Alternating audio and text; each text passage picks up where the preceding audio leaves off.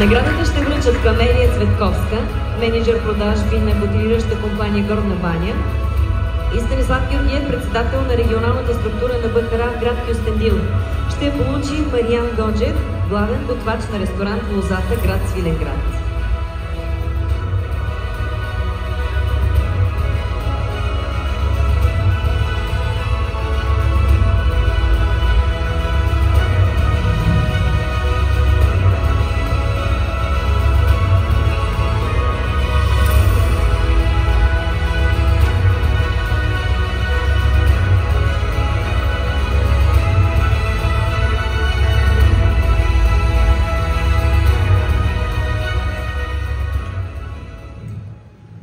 Добър вечер, дами и господа.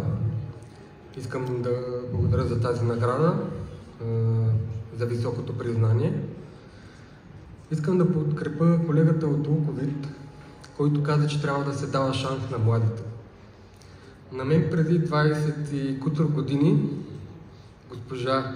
госпожица Елица Котева повярва в мен и ми даде този шанс.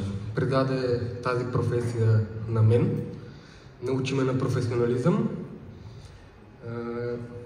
и мога само да й благодаря за това нещо, което ми предаде всичките знания, които имам. Благодаря още веднъж.